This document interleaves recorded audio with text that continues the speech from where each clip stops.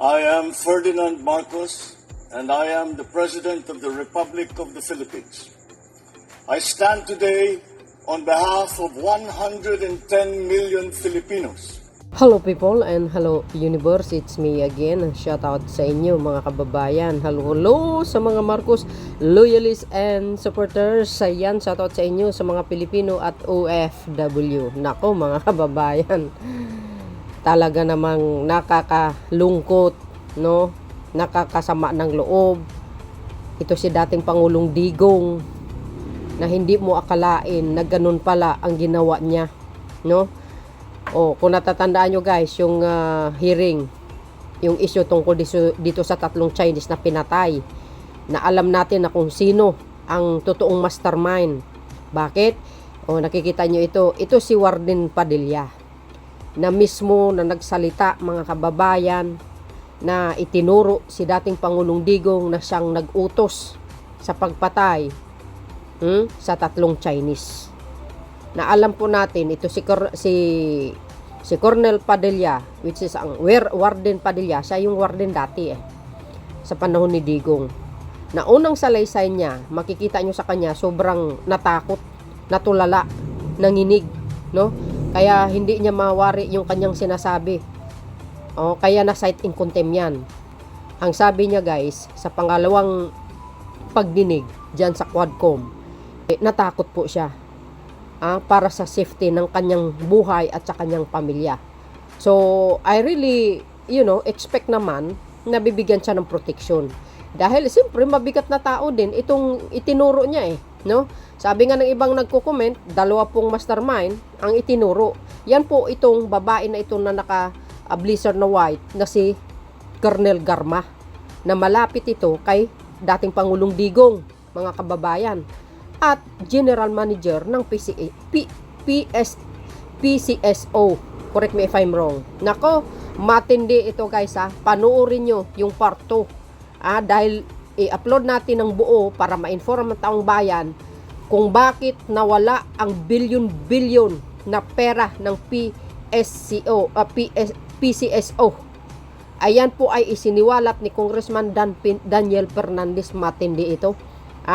Hanggang dulo, panoorin nyo yung part 2 guys. Ito, 22 minutes lang ito para i-inform ko sa inyo na talagang ito si Warden Padilla na itinuro si dating Pangulong Digong na siya po ang nag-utos. Nako, nakakalungkot lang mga kababayan, kasi ang bawat tao may second chance, no, para mabuhay at magbago. Karapatan ng bawat Pilipino at sino mang tao sa mundo ang magbagong buhay.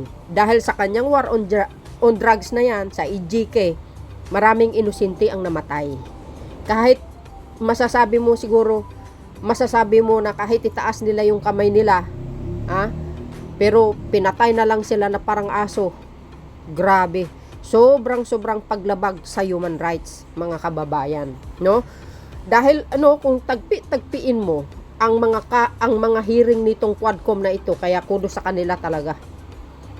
Si Colonel Espinedo na sinasabi niya, yung EJK, may reward system pala yan mga kababayan, na kung bakit involved ang Pugo, dahil yung reward system na yan, yung pambayad sa mga pulis, hindi naman lahat na pulis, no? Pag nakapatay sila ng mga drug lord or mga user, mayroon silang reward na galing ito mismo sa Pugo. Involved yan si Senator De La Rosa at Senator Bongo. Nako, alam nyo yan nung mga in-upload natin. So dahil dito mga kababayan, dito natin makikita nang akala natin magaling ito mamuno si dating Pangulong Digong, yun pala hindi. At binunyag din na protector siya ng illegal na droga sa buong bansa. Nako, talaga naman So dahil dito guys po, para kumpleto, Ricardo, panoorin nyo. Kayo na po ang bahalang humusga, no? At sa mga DDS, natural, ipagtatanggol nila yan, ang kanilang poon.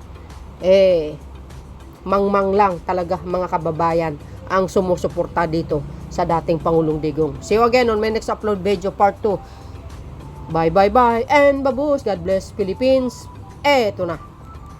Ito pong tanong ko para kay Tata. Tata, para sa inyo po to. kumusta po kayo? Tata, kumusta po kayo? Maputi naman po, sir. Pwede mong pakilis po yung ano mo para marinig namin maayos yung salita nyo. Maputi naman po, Your Honor. Thank you. Tata, pwede bang pakisa mo ulit yung number 28, 29 at number 30 ng affidavit mo dated noong August 21 yata? Comsec, can you please give a copy to Tata? Pakibasa mo at para marinig ng ating mga nanonood sa ating bansa at sa ating mga kongresista. 28, 29 po. Opo, 28, 29, and 30.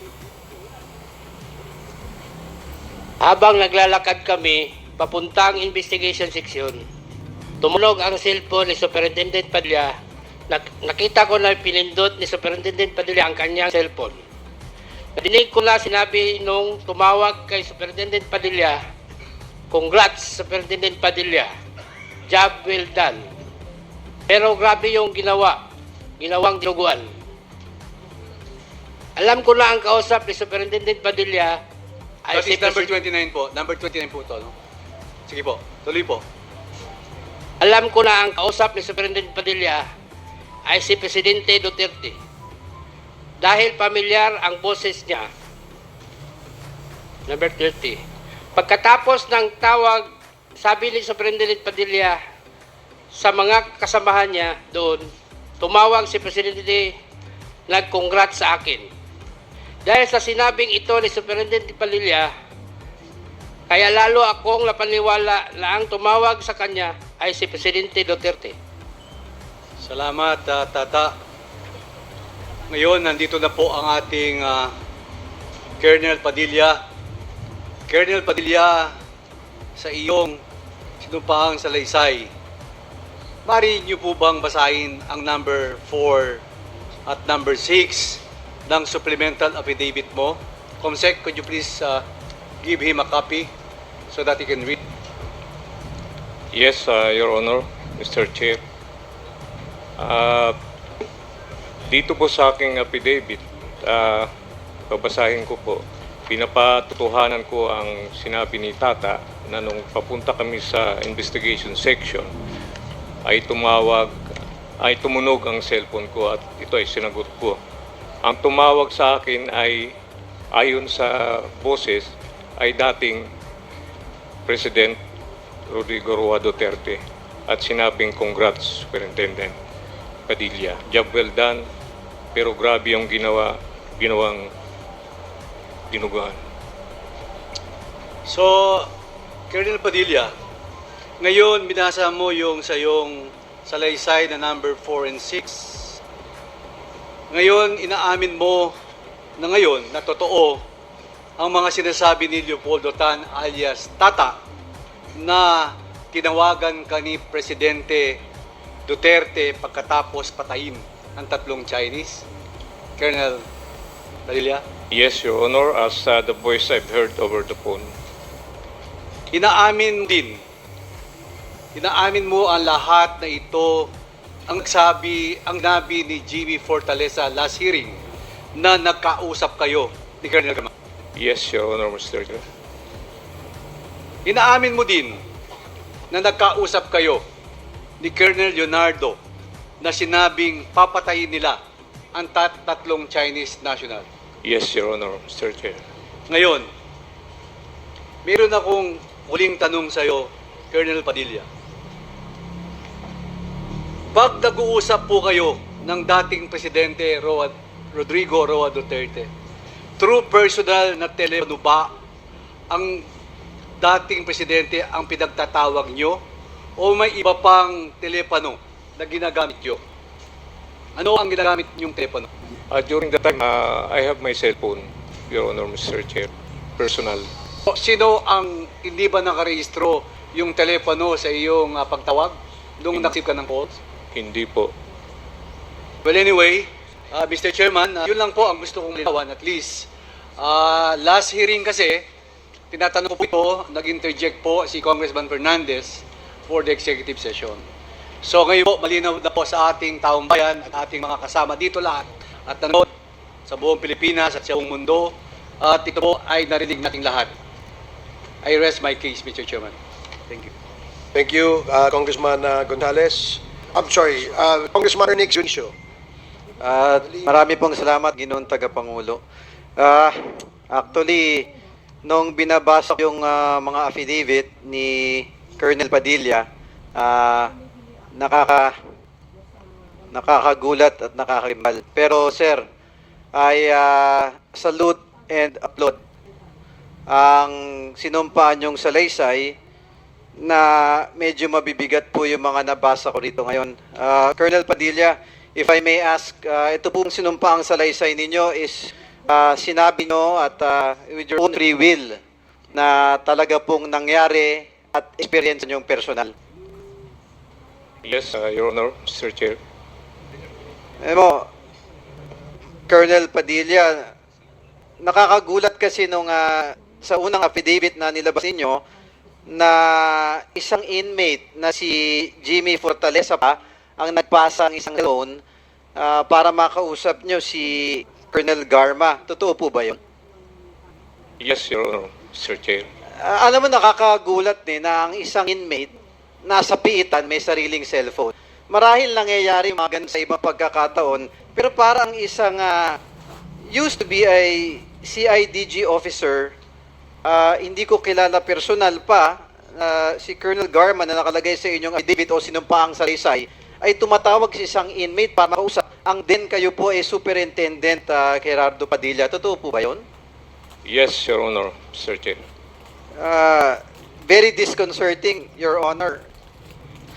But bagamat gano'n, ito mga sinumpaan salaysay na nangintunay, at dun sa supplemental affidavit na kinabasa na nabanggit din ni SDS, pati ang ating Pangulo na tumawag sa inyo na nakakagimbal na may nakalagay pa na ginawang dinumaan. Totoo ba yun? According to the voice, Your Honor, Mr. Chair, I heard. Having said that, Your Honor, ulitin ko lang po that I really applaud and salute you, sir, na ang mga binitiwan yung salita ay galing sa inyong sariling eksperyensya na walang pumilit sa inyo. At nakikita ko rin sa inyong affidavit na marami kayong, it is given na kakatakutan ninyo ang sitwasyon o safety ng inyong sarili at pamilya. Kaya sa aking maliit na kaparaanan, Ginoong Tagapangulo, nais ko pong imungkahi na marekomenda natin na mabigyan ng immunity ang sinumpaang salaysay ni Colonel Gerardo Padilla upang mabigyanan siya ng karapat-dapat na proteksyon at maengganyo rin natin ang ibang witnesses at mga resource persons natin ngayon na magsabi ng katotohanan. At luwas talaga ang totoo na wag po kayong matakot at naririto po ang Congress, ang mga kongresista para bigyan po kayo ng suporta at lumabas ang katotohanan po. Thank you, Congressman Junicio, doon sa iyong mungkahi na bigyan ng immunity ang ating witness. Yan po sa kasalukuyan ay pinag-aaralan ng ating committee kasama po ang Department of Justice. At the appropriate time, yan po ay ilalabas po natin at approve po ang iyong mungkahi. Maraming